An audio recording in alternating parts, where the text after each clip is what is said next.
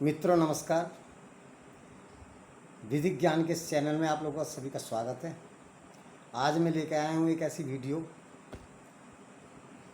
जिससे आपको 107 116 सीआरपीसी की जो कार्रवाई होती है उसके बारे में क्लियर आइडिया हो जाएगा।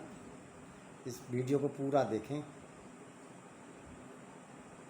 वीडियो शुरू करने से पहले मैं सभी दोस्तों से निवेदन करूँगा कि हमारे इस विधिक ज्ञान के चैनल को सब्सक्राइब अवश्य करें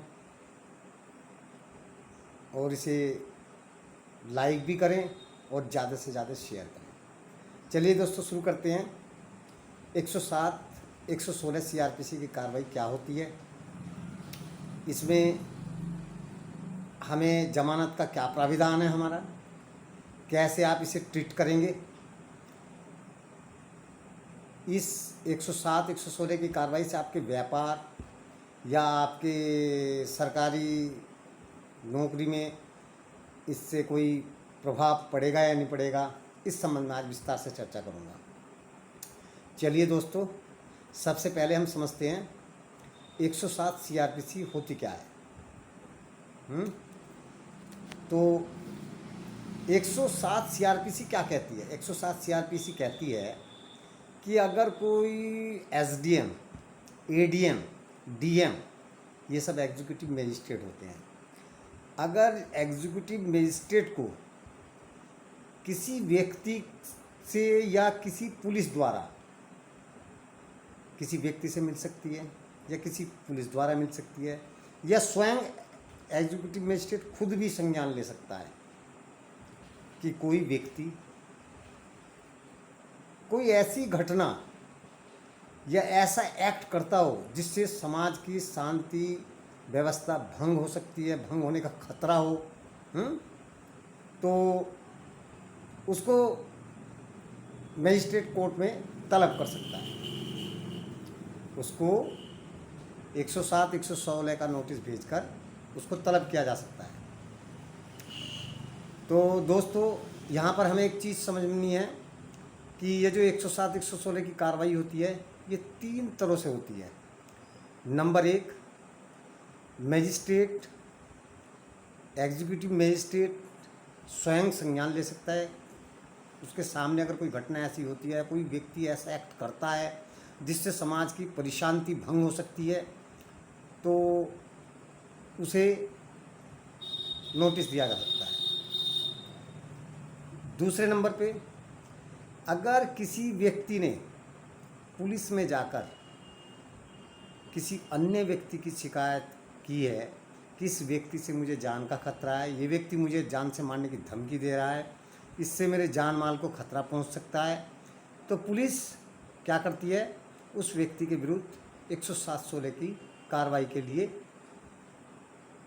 मजिस्ट्रेट को लिख के दे सकती है। अब आइए तीसरा माध्यम क्या है?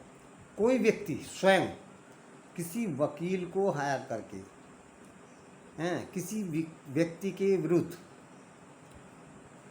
एसडीएम कोर्ट में एक प्रार्थना पत्र देता है कि साहब मुझे इस व्यक्ति से जान माल का खतरा है और ये किसी भी टाइम मेरे साथ कोई भी हादसा कर सकता है,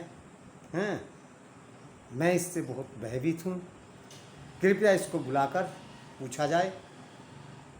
तब भी मजिस्ट्रेट 107-16 का नोटिस भेज सकता है। तो दोस्तों, यहाँ समझ में आ गया होगा कि 107 सीआरपीसी और 116 सीआरपीसी की कार्रवाई जो होती है वो कितने तरह से हो सकती है? 3 तरह से। ठीक है। तो अब क्या होता है?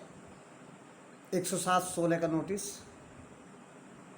आपके पास आ गया तो आपको 112 सीआरपीसी के तहत अदालत में उपस्थित होना पड़ेगा।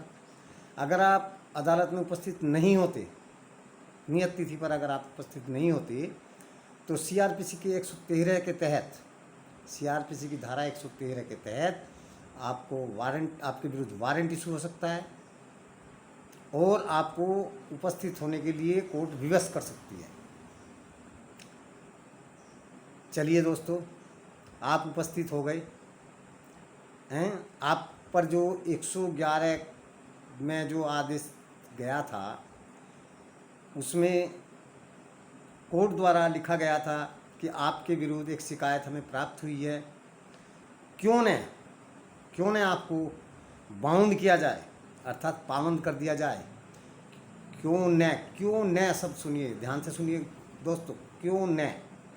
क्यों का मतलब हो गया, आपसे पूछा जा रहा है, अदालत पूछ रही है आपसे कि क्यों ना आपके विरुद्ध बाउंड की कार्रवाई की जाए। तो आप कहेंगे मेरे विरुद्ध बाउंड की कार्रवाई आप नहीं कर सकते, इसलिए नहीं किया जा सकता कि मैंने ऐसी कोई घटना घटाई नहीं है, ऐसी कोई एक्ट किया ही नहीं है जिससे समाज की प्रशांति भंग हो, जिससे समाज की कानून व्यवस्था बिगड़ जाए, और ना ही कोई अपराध संगठित करने की कोई परिकल्पना की है जिससे सामाजिक प्रशांति भंग हो जाए। तो आपको उसका जवाब देना पड़ेगा कि आपको इसलिए बाउंड नहीं किया जा सकता कि आपने ऐसा कोई कार्य नहीं किया ही नहीं है जिसके लिए आपको 1 साल या 6 माह। यहाँ बता दूं कि ये जो 716 की कार्रवाई होती है, 107 से 116 की, इसमें मजिस्ट्रेट को ये अधिकार होता है वो 1 साल तक आपको बाउंड कर सकता है, पाबंद कर सकता है, हाजिरी लगाने के लिए विवश कर सकता है। परंतु प्रैक्टिकली जो होता है वो 6 महीने के लिए होता है। 6 महीने के बाद ये स्वतः समाप्त हो जाता है, उसको ड्रॉप कर लिया जाता है। चलिए, आप पर कार्रवाई हो गई, आप उपस्थित हो गए 112 में, 112 CRPC में आप उपस्थित हो गए। आप वहाँ पर आपत्ति डालेंगे, आप कहेंगे साहब मैंने ऐसा कोई कार्य नहीं किया, इसकी जांच की जाए। तब एग्जीक्यूटिव मजिस्ट्रेट क्या करता है, उसके जांच के आदेश देता है, और वो जांच आदेशी का जिस दिन आदेश ऑर्डर शीट पे आदेश हुए थे जांच के लिए, उस दिन से 1-2 माह के अंदर पूरी करनी होती है। अगर जांच 6 माह तक पूरी ना की जाए तो आप अपने वकील से कह के उसे ड्रॉप करा सकते हैं, ख़त्म करा सकते हैं कि साहब मेरी 6 महीने पूरे हो गए, जिस दिन मैं पहले दिन कोर्ट में उपस्थित हुआ था उस दिन से लेकर आज तक 6 माह हो चुके और जांच अभी तक पूरी नहीं हुई, तो आप इसे ड्रॉप कराइए मेरे को। तो वकील जो है आपकी तरफ से वहाँ उपस्थित होगा, आपको वकील करना पड़ेगा, वो उपस्थित होगा वहाँ पर आपकी तरफ से कोर्ट में अपनी बात रखेगा। चलिए दोस्तों, ये हो गया। अब जब जांच होकर आई, जांच में पता चला कि वाकई आपने ऐसी घटना घटाई थी जिससे सामाजिक प्रशांति भंग हो सकती है, कानून व्यवस्था बिगड़ सकती है, तो आपके विरुद्ध 117 CRPC की 117 के तहत, CRPC की धारा 117 के तहत आपसे जमानत ली जाएगी, आपसे सिक्योरिटी मांगी जाएगी, 1 या 2 सिक्योरिटी मांग सकते हैं। और अदालत को अगर आपकी जांच में आप दोषी नहीं पाए जाते, जांच में आपके द्वारा ऐसा कोई कारण साबित नहीं हो पाता कि कोई ऐसी घटना आपने संगठित की है या कोई ऐसा कार्य, ऐसी एक्ट आपने किया है जिससे सामाजिक प्रशांति भंग हो सकती है, तो आपके विरुद्ध 118 के तहत वो कार्रवाई ड्रॉप कर ली जाएगी। CRPC की 118 धारा 118 कहती है कि आपके विरुद्ध जो कार्रवाई संक्षिप्त की गई है 107-16 की, वो ड्रॉप कर ली जाएगी, वो ख़त्म कर दी जाएगी। तो दोस्तों 107 और 116 इस संबंध में आपको क्लियर आइडिया हो गया होगा, हैं? एक चीज़ और बता दूं, इसमें जमानत 107-16 में जमानत करना मैंडेटरी नहीं है,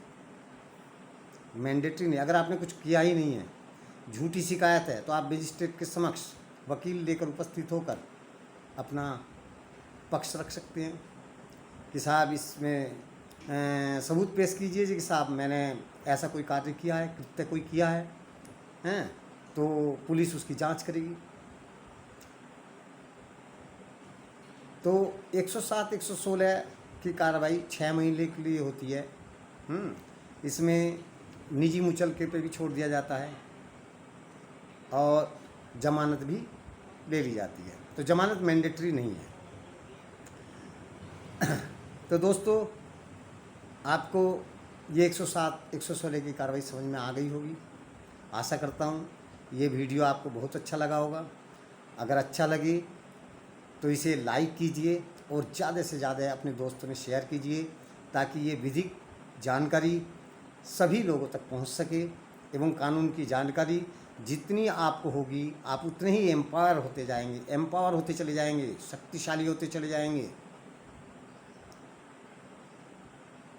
अगर इस संबंधित 107, 116 सीआरपीसी के संबंध में अगर आपको कोई भी क्यूरियोसिटी है, कोई भी जानकारी प्राप्त करनी हो, तो आप मुझे नीचे कमेंट बॉक्स में भी कमेंट कर सकते हैं, ताकि मैं आपकी क्यूरियोसिटी का जवाब दे सकूं।